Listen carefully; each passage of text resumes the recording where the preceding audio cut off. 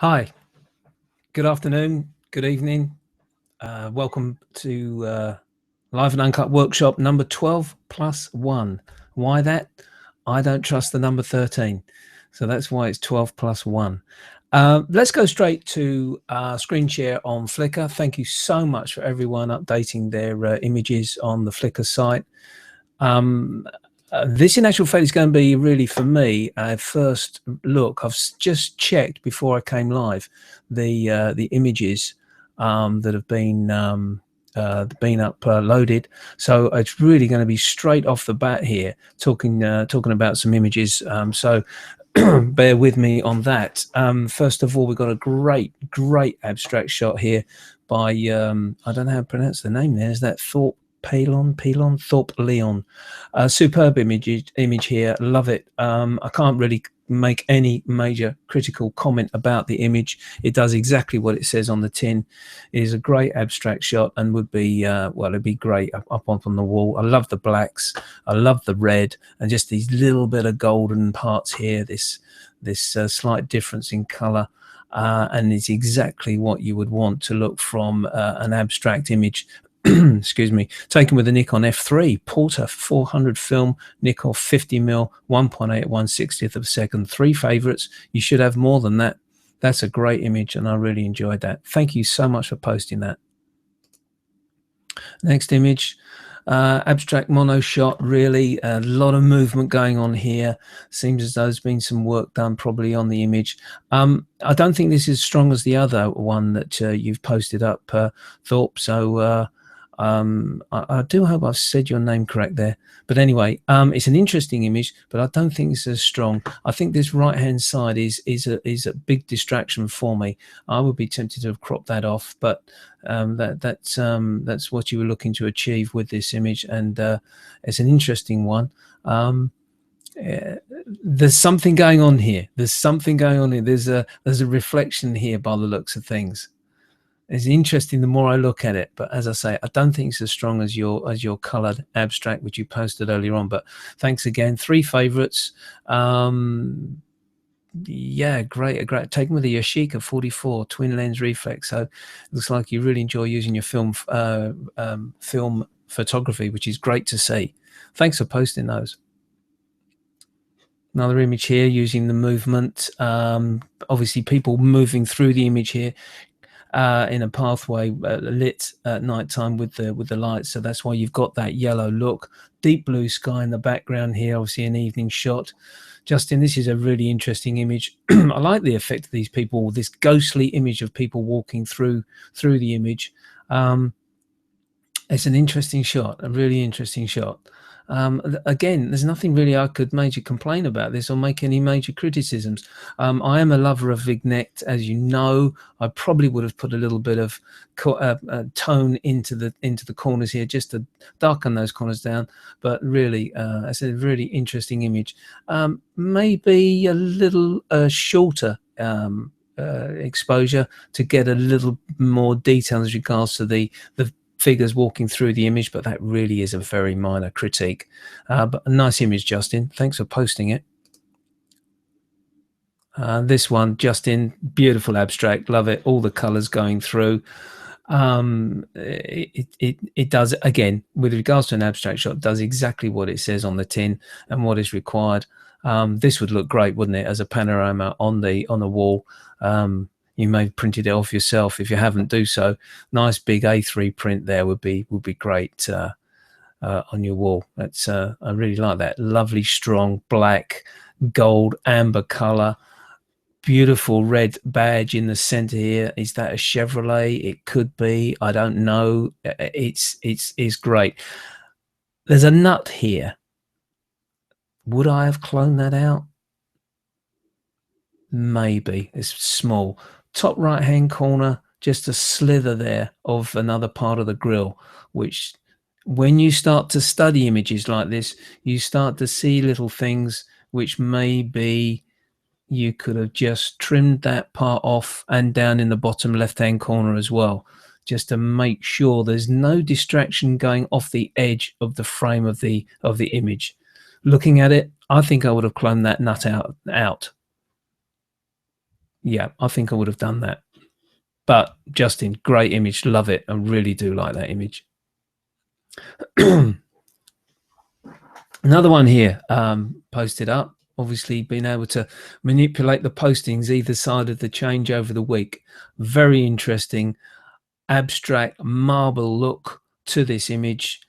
Again, it does the job. It's a great abstract, almost that painterly effect being created here.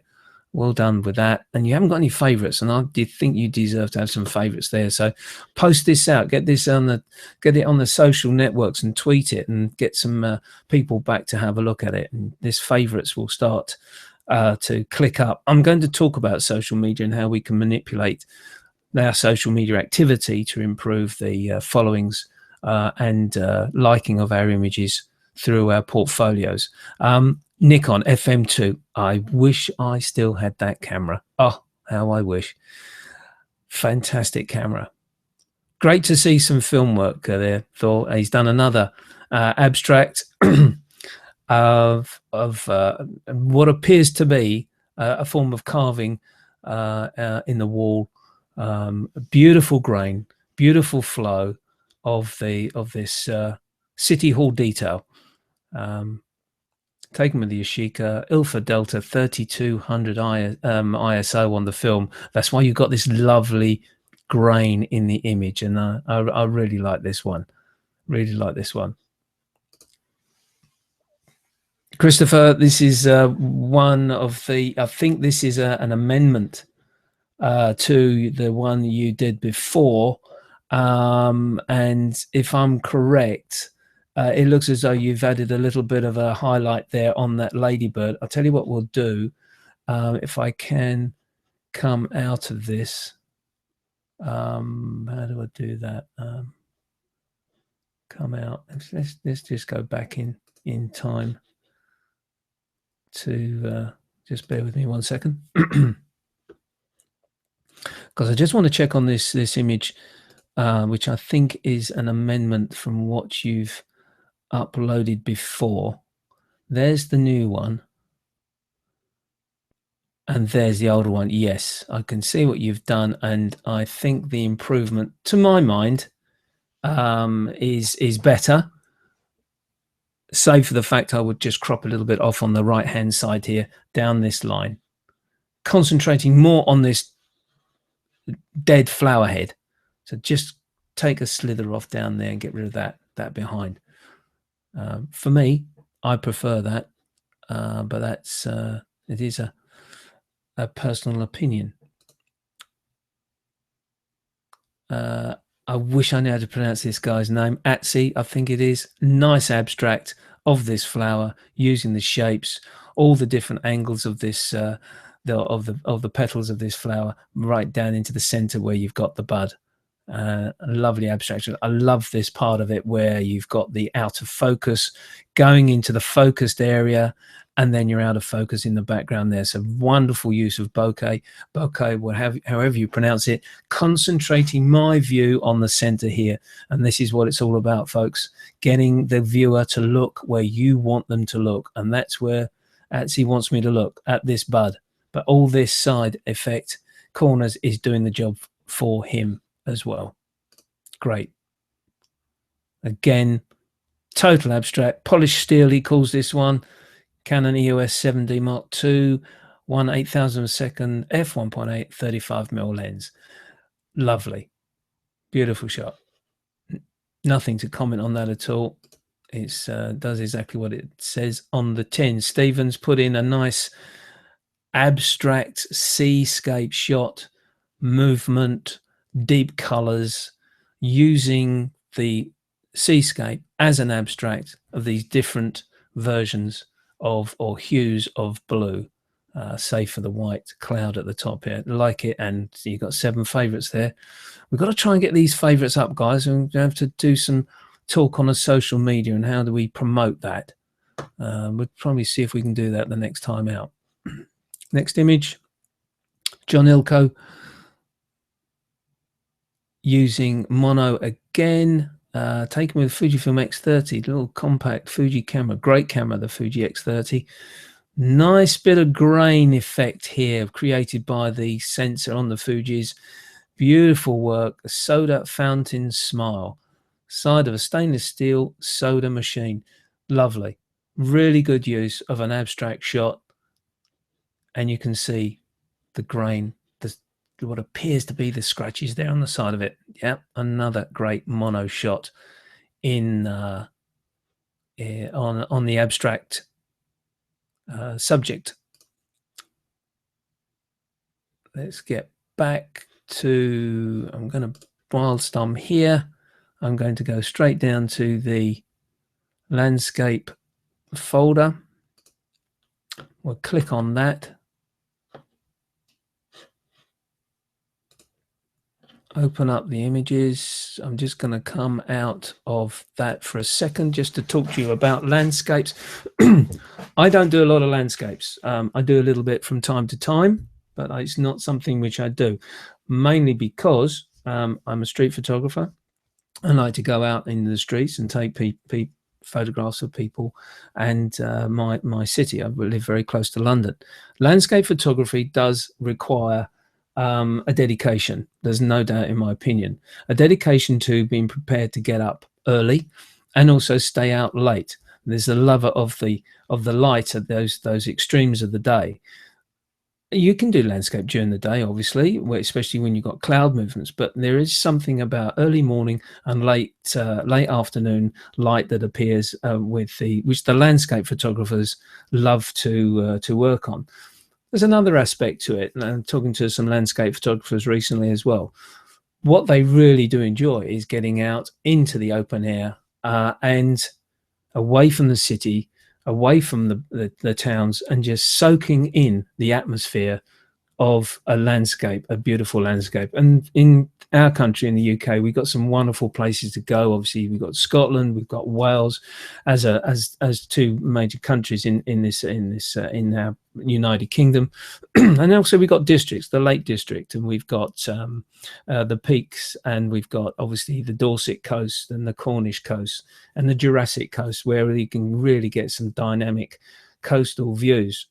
And it is worth recording. There's no doubt. In some of them, you'll take some photographs and you'll want to put them up on your wall, or you'll want to print them and put them into a book. So landscape photography, in my opinion, is a dedicated pastime of photography, which does require you to go out and search and look for a place where you want to photograph. And to that, there is a lot of planning. So you need to be studying on Google Maps and the like, and the Ordnance Survey maps, how you actually get to these places. And sometimes it will require you to do a preliminary visit to check out the place where you want to take the photograph and plan your day and how you're going to go about it. And there's no better exponent than that than the videos I've watched of David Noten, where he will go out, take his time viewing places and decide where he's going to take the photograph, a sort of a composition practice time, just to go there, check out the site, give himself a plan as regards to how long it's going to take him to get to that spot, so that he arrives in time to take the image at the time of the day that he wants to. In other words, if he wants to catch the sunrise at, say, 4 o'clock, David Noten is probably leaving his hotel at around about 2 o'clock in the morning to make the effort to get to that point in place. So he's all set up with his tripod and his camera and filters and everything else. So it is a dedication, in my opinion, and I applaud the landscape photographers for their interest and the work that they produce. And I think when you're looking at someone's work of that nature, that is when you realize their commitment to the particular genre.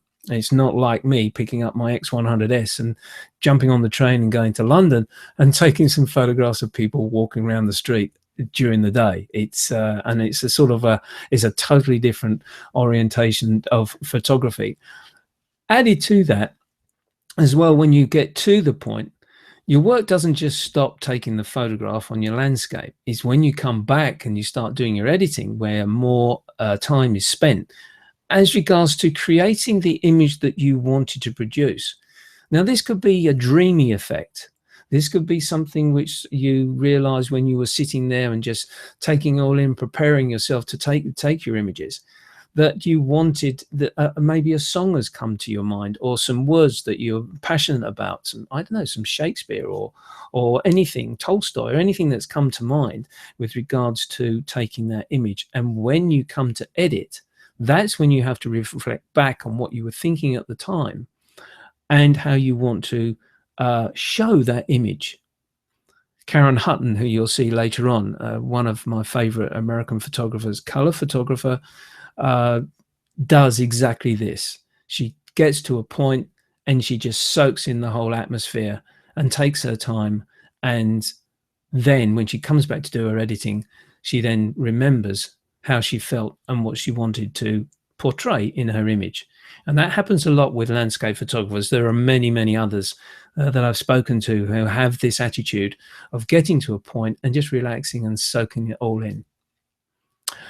Gear, well, it's endless, isn't it? Let's be honest. Yes, you're normally looking at using a 1.5 crop camera, like my camera, my Fuji's, or you're looking for full frame cameras like Nikon or Canon, and the D700 series cameras, 800s, or the D4s maybe, and in the Canons, the 5D Mark III comes to mind, plus the 7D and the 1DS.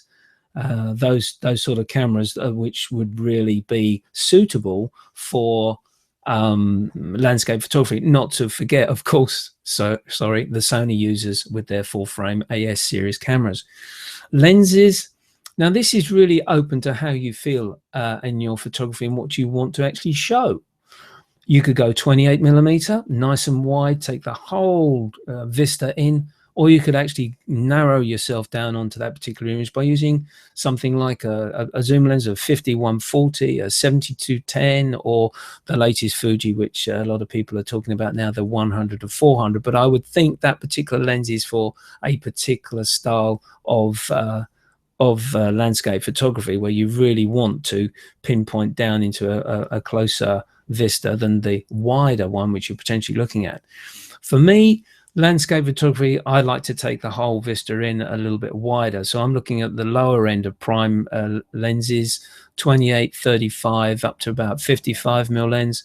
I personally wouldn't go any wider than that with my 1.5 crop. So 55mm is equivalent to around about, shall we say, 75, 80mm.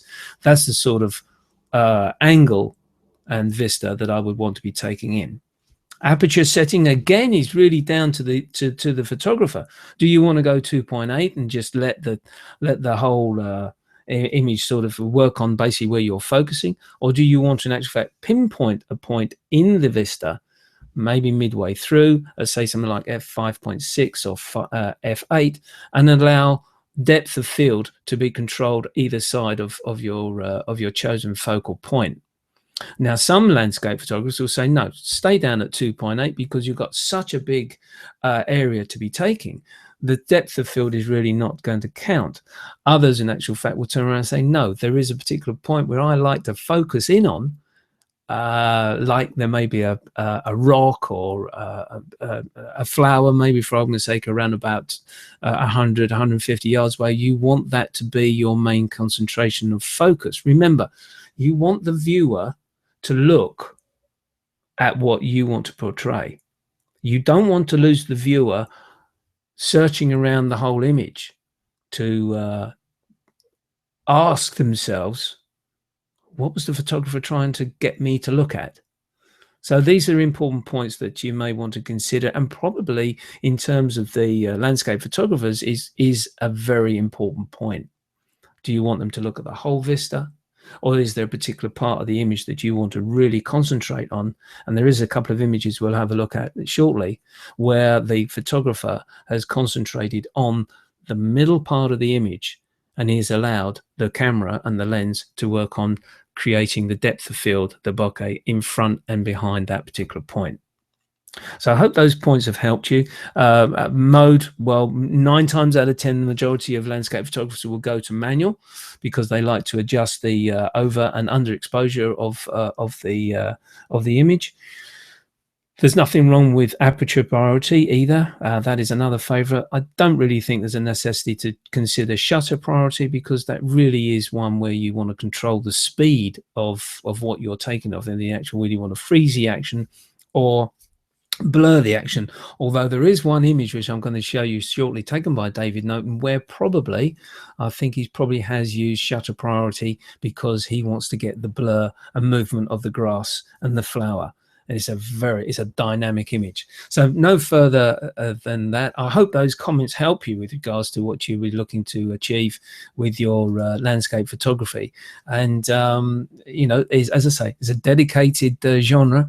And if you're into landscape photography, then it is lovely. It is a lovely pastime to be involved with. So go on back onto Pinterest, where I've taken some images out from people's portfolios, and I'm going to give them full credit. This is a good friend of mine here, Simon Weir, who in actual fact uses an XE1, Fuji XE1. And he has done this with other cameras, where he has converted the camera into infrared. He's put an infrared filter in there. Now, Simon did make his own infrared camera himself by putting the filter in himself with a Nikon. But since then, he used a company to put the filter in his XE1. I've done this as well, and I'm really looking forward to doing some kind of work like this in the summer. What does infrared do? Infrared, in actual fact, makes greens go very, very pale. Sometimes you can get them almost white, and it makes blues go very, very dark. So you get this beautiful balance of an image here. Lovely image of this bridge, arch bridge, with the foliage on the other side and the river just moving through here. Simon Weir. You want to check his website out. He does a lot of infrared photography. Another image here by Simon. You can just see the slight movement in the clouds and the paleness of the foliage of the trees and bushes. The dark color running of the river, which is obviously reflecting the blue of the sky. So you've got this dark sun, and it's a beautiful setting here that Simon has taken. One final shot from Simon again, showing these isolated trees, fir trees rather, sorry, and the deep dark sky, which is obviously blue, which the infrared filter has basically made that tone. And then we have the grass soil in front here,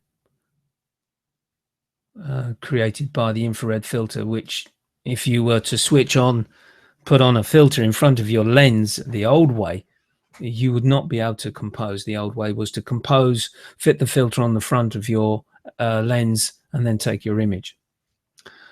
Okay, so this is David Norton, and as I said to you, he's really worked hard here to show the movement of the grasses and the four red poppies poking up through the grass straight into the sunlight.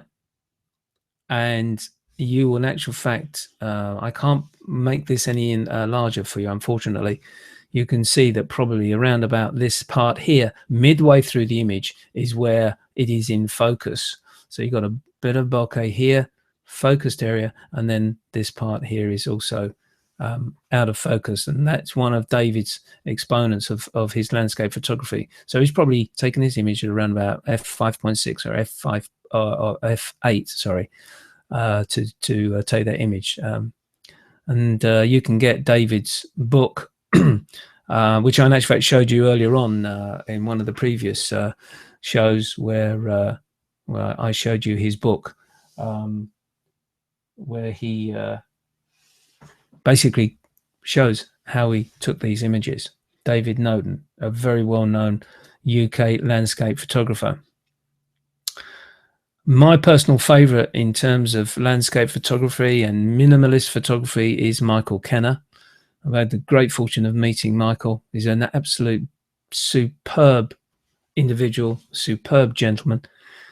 This is taken with a Hasselblad 6x6 inch camera, 6x6, sorry, camera, centimeters, of course, not inches. And it's basically minimalistic, snow scene, barbed wire fence, and the tree with a little bit of a gradient of the hill in the background. Very minimalistic. And this is really a typical Michael Kenner image. This is Michael Kenner again. I believe this one was taken at the Palais Versailles. These bushes made in cones. He's got really low here. You can see this is blurred here on the bottom half of the bottom quarter, rather, of the image, which lends itself again to probably an aperture setting of around about 5.6 f8. Where he's concentrated the focus on the coned trees, stroke bushes here, and then of course the skyline blurred again. And this is a famous image taken by Michael. Apparently, this tree is no longer here. It's taken in Japan. The tree finally gave in to the elements and fell into the lake. But Michael used to take a lot of photographs of this particular tree with its strange shape, which he's used very, very effectively for the composition of the image.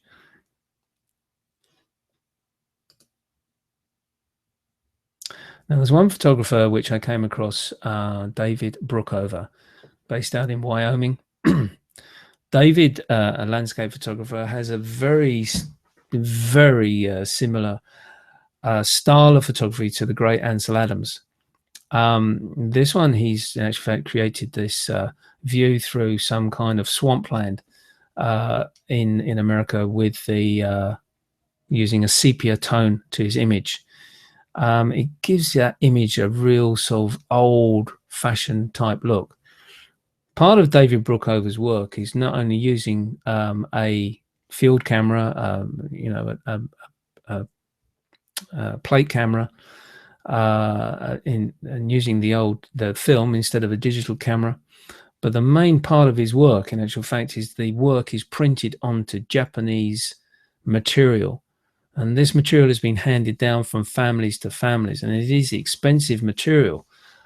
So he takes his time in not only composing the image, but the actual end part of the game for him when he actually comes to print the work. That is such an important aspect of the final production. And David really does produce some fantastic work. And it's going to be his book, which I'll be showing you after the show, or the workshop, sorry. Let's move on. Another shot taken by David, and you can see now where I'm saying the similarity of an Ansel Adams style to the photograph. Deep blacks, lovely tonality in the valley here, and then the beautiful sky at the top to cap it off, really. And you'll see a lot of. There's a couple of images I've got at the back of this this Pinterest with from the great Ansel Adams, who is widely renowned by many landscape photographers as the pinnacle of landscape photography, especially in the mono form. Another one of David Brookover's, just to emphasize, in my opinion, his style and this close similarity to Ansel Adams. One more shot there. That's I'm sorry I can't blow these up anymore, but this is the biggest they'll go using Pinterest. This image is taken by Martin Bailey. Martin, British born, but now repatriated in Japan, Tokyo, Japan, where he runs many workshops from there, generally for wildlife, up in Hokkaido, taking photographs of the monkeys and things like that. But this particular photograph was taken from an Antarctica, South Georgia workshop. And really, Martin is a great exponent of landscape photography and of nature photography. But this one, I thought I chose it because it is, as you can see, an exact mirror of this stillness of this lake. And he's got, you could turn this image up the other way and it'll be exactly the same. There wouldn't be any difference, maybe just a slightly little bit of loss of focus on it. But again, this just shows you this silver blue type look to the landscape with the sun relatively low in the sky. Another shot by Martin showing these fantastic icebergs.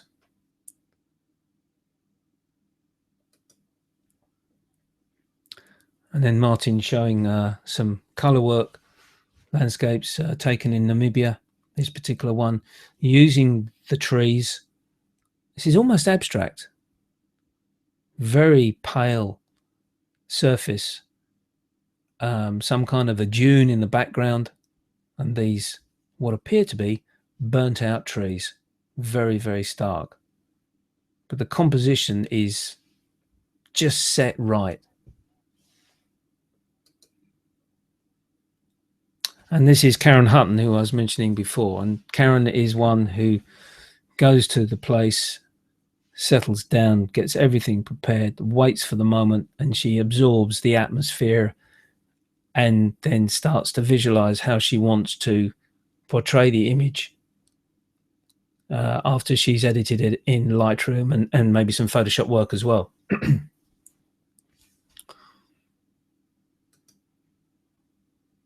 Another shot by Karen, which is from the same area as you remember from David Brookhover. You probably saw that very slim pano shot taken by David. And this is a shot by Karen where she's emphasized the shadows and she's done some work on the skyline there and some work on the desert area. Southwest icons in the canyons down there. Karen, again, really, this is really working on the dream effect of an image, almost HDR. She's got great sort of color in the front here, but it's a lead in to see the sunrise or sunset. It's probably a sunset, isn't it, because of the blue here. And she's emphasized on the colors of the clouds and the skyline.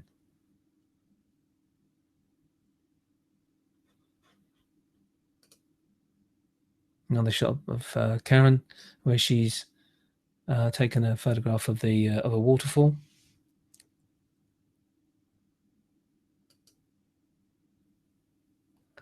Joe Cornish, one of a UK landscape photographer, very well known, very highly respected. Joe is highly sought after with his artwork and does some fantastic books and has his beautiful gallery up in Whitby in North Yorkshire there. And this again is atypical of his work, Cleveland Way, where he's again taken the time, the dedicated time to go to a particular spot which he's planned for. A little bit of movement of flower in the front, which adds a dynamic aspect to this image, but then you can see the focus is midway, and then of course the background of the rolling hills, emphasizing on the color of the plants in the front, the grasses and the buds on the flowers. And there's another lake shot, Loch Leven. Beautiful colors in the sky here for the clouds.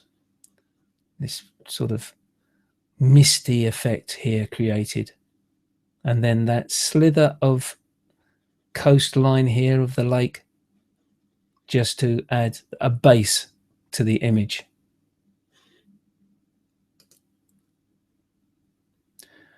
And then we come to Ansel Adams, as I say, widely respected as the pinnacle of landscape photography. And I think really when you look at this image, you'll probably see what I was talking about when I mentioned David Brookhover, the similarity of the work. The main difference, of course, being that David concentrates his work in the using of the materials for the final production. But Ansel Adams' work is highly regarded, and I've seen a lot of these in an exhibition, and they have to be seen to be believed. Seeing these in Pinterest on a website really doesn't give you any sense of the quality of the image when you see them for real. It's almost abstract, isn't it, when you look at it? It's beautiful work. The famous moonrise image taken by Ansel Adams, little township in front of it, some sort of like a farm in the front here. We've got the mountains in the far distance, the cloud, and then the moon. And he's quite happy to leave that expanse of sky above the moon. Some guys would have just trimmed that off the top, but no, Ansel wants to show this, and he's quite happy to show the negative space in the top part of the image. Finally, I think it's finally, this is work by Trey Ratcliffe. Trey Ratcliffe is very well known for his HDR photography. So he would have taken 4, 5, maybe possibly 7 images of different exposure levels from dark to light to basically get the view is what our eye would see. And he's taken it low down, so we get the mirror effect of the Eiffel Tower in the puddle there. And you can see where we can see into the shadows because of the use of HDR. Now, Trey doesn't just stop there with HDR. He doesn't create and merge the 7 images to allow the image to work with the dark through to the light areas. Trey then goes into additional work by putting layers on top and bringing other elements of the image from the original middle image into the photograph. So if we say he's got 7 images, the middle one, in actual fact, is the 4th image that he's taken, which is effectively the normal exposure, which the camera decides that that's the normal exposure. The others would be stops under and stops over in terms of exposure. So the middle image he will in actual fact use as a layer to bring out certain aspects that he wants to show in the photograph. And I would have thought, I don't know for sure, but maybe that is where he's been able to use the sky areas of that particular layer to come through the Photoshop work. It's a very clever way of taking HDR just that stage further, rather than just letting the HDR program create the image from 7 images and then leaving it at that. As I say, probably this could have been, I think this would probably been around about 5 to 7 images that Trey's used here, because this was taken some time ago. The modern day cameras, you probably would only take 3 images because there's enough latitude in the image to create the HDR. This one here, again by Trey, is probably taken in New Zealand, where he's now living, and you can see the beautiful star effects and the house or the chapel there. I think that's a house in actual fact. Grass is in the front, a little bit of vignette all the way around. Again, this would be an HDR image where he's put it into the program and then worked on it in layers afterwards in Photoshop. And this, I think, is probably one of the most well-known photographs that Trey's taken with the use of HDR, emphasizing, saturating the colors a little bit more than normal. Those deep greens, lovely amber gold color of the hedge there, the straw effect of the hedge. And then he's gone to work with his layers on this final shot here. Although I've said it's landscapes, of course, cityscapes is a similar type of thing, but you can see from the HDR work he's done here how he's been able to saturate the colors and create this very dynamic image from a city skyline. So that is what I wanted to show you in terms of landscape photography. I know the last one was more of a cityscape, but I thought it was a good one to show you what can be achieved using HDR.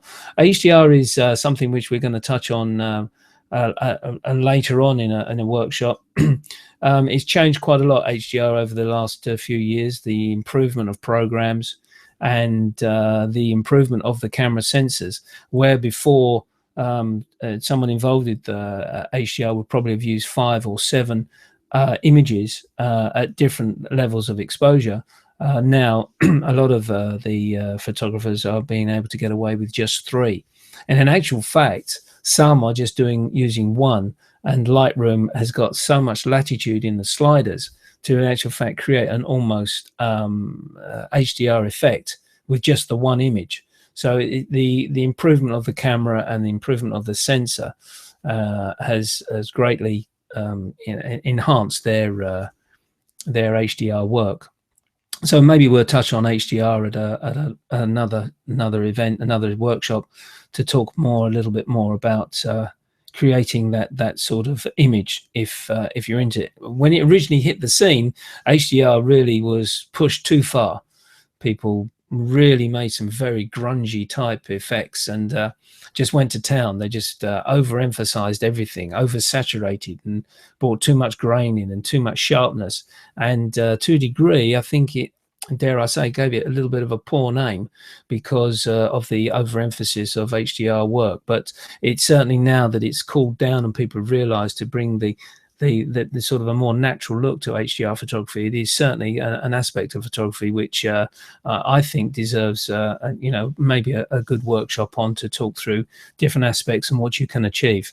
I'm hoping to do that when I work out how Lightroom, with the aid of the sliders and everything that can be seen when I actually do the event for you. But as things stand at the moment, I'm finding a little bit of a difficulty to get that done. But I'm going to do some tests over the weekend, and hopefully we hope to get that sorted out for you for future shows, because there have been some requests for me to do to show how Lightroom works in terms of the editing processes that are available to you.